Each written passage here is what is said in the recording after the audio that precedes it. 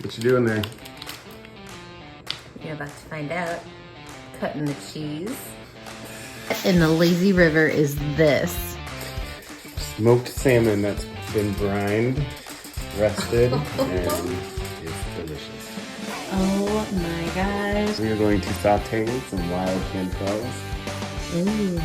This is butter and garlic. Butter and garlic. Look at how beautiful they are. Oh yeah. Today, I'm not going to show you how to make either of those. Yeah! You know what we are going to make today? One of my favorites from a very, very fun time of my life. And one of the Midwest's absolute favorite dishes to bring to any party or gathering that involves some type of food. Cheese corn casserole. Okay, so this dish means a lot to me. Not just because it's good. I mean, it's good. I love it. But back in high school, I had this group of friends. Well, I had this group of friends. We're still friends, and we still enjoy eating this together. But at every single slumber party that we would get together, somebody would bring cheese corn casserole. And then it got to the point where we felt that our cheese corn casserole was better than the other person's cheese corn casserole. And so one of these particular slumber parties, oh my gosh, saying this out loud makes me realize really how cool we were. Anyway, one of these parties, I think 3 of us, I would think it was Amber and Rachel and I each made our own cheese corn casserole when we brought it to the party. We all ate so much. I think we were physically ill, we couldn't move. We just sat around and watched movies because we had eaten way too much cheese. Man, we loved us some cheese corn casserole. So I'm so excited to share this with you today. And the best part is there's no measurements. You just are dumping cans into the pot and then something magical happens in that pot.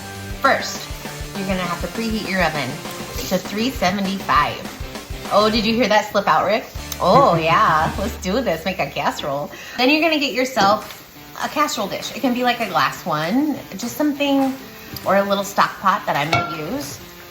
I just spray it down really quick with some Pam's sweet corn. This is why we're making this today, by the way, and I'm not showing you the mushrooms that are simmering over there, or that salmon, because I accidentally opened this and my family, my kids were like, no, we're not eating that.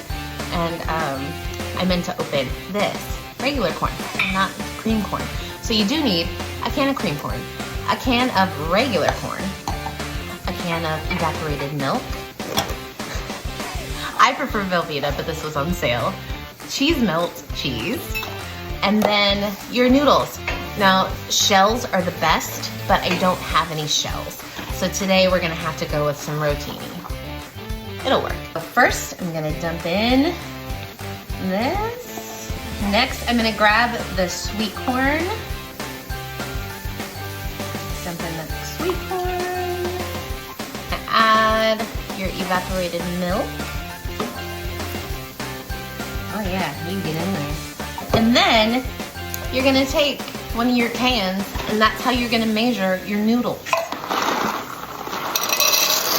Yeah, get in there. So as I'm making this, I'm realizing none of my kids are gonna eat this because they're just weird about casseroles. It's just Rick and I. So after this bakes, I'm going to portion it out, and it does freeze well. Got that in there? Now here's the fun part. I started cutting the cheese earlier, but you're just gonna cut off slices and then some cubes, like let me show you. Oh, I loathe cutting fake cheese, it's so gross. Just into cubes, and you're gonna put it back into said can. When you fill up the can, that's how much cheese you're gonna use. Push it down a little bit, because it's not gonna go down easy if it ain't cheesy. Ah! All right, let's give it some more cheese. I think I can add one more slice in. Oh, see, it came right out. All right, so then you're just gonna mix it all together. Okay, this is what it looks like when you have it all mixed together. So now we're gonna put it in our oven at 375, covered for 30 minutes. After 30 minutes goes off, you're gonna give it a good stir. It's getting hot in here. Woo! Keep your clothes on though, you'll get burned. And then after 30 minutes, you stir it, take off the lid, and then we're gonna put it back in for another 30, and it should be ready to go. Okay, I just pulled it out of the oven. Ooh, it's getting there. Margot, can you see it? Yep. Look at that. It's so cool. So now we're gonna give it a good stir. And I am gonna leave the lid off of it now so that it can cook another 30 minutes and get all golden on top. Thank you. Thanks, Margot.